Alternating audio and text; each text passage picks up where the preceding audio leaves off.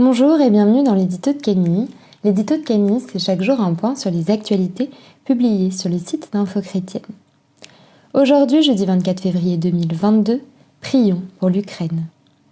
2 jours après avoir reconnu l'indépendance des régions séparatistes pro-russes de l'Est de l'Ukraine, Vladimir Poutine a annoncé dans la nuit de mercredi 23 à jeudi 24 février le début d'une opération militaire en Ukraine.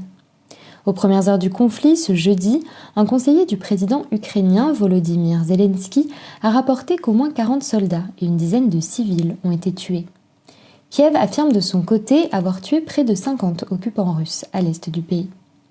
Après l'annonce de l'invasion russe, le secrétaire général de l'ONU, Antonio Guterres, s'est adressé à Vladimir Poutine, l'exhortant au nom de l'humanité à ramener ses troupes en Russie pour éviter ce qui pourrait être la pire guerre depuis le début du siècle. Dans ce contexte, je nous encourage à prier pour l'Ukraine, pour ses habitants, pour la Russie et pour la paix. Découvrez justement sur le site d'Info Chrétienne une prière pour l'Ukraine proposée par l'archevêque de Canterbury, Justin Welby, et l'archevêque d'York, Stephen Cottrell. Les actualités du jour nous offrent encore d'autres sujets de prière, à commencer par Madagascar qui a été frappé hier par le cyclone Emnati.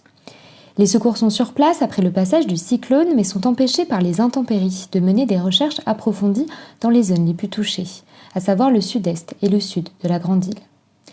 Retrouvez sur notre site le récit d'une humanitaire chrétienne sur place qui travaille en collaboration avec l'organisation caritative Un Verre d'eau.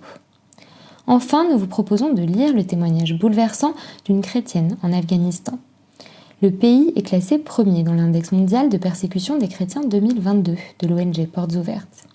L'occasion de prier une nouvelle fois pour l'Église persécutée dans ce pays d'Asie. Voilà pour les nouvelles du jour, je vous souhaite une très bonne soirée, soyez bénis.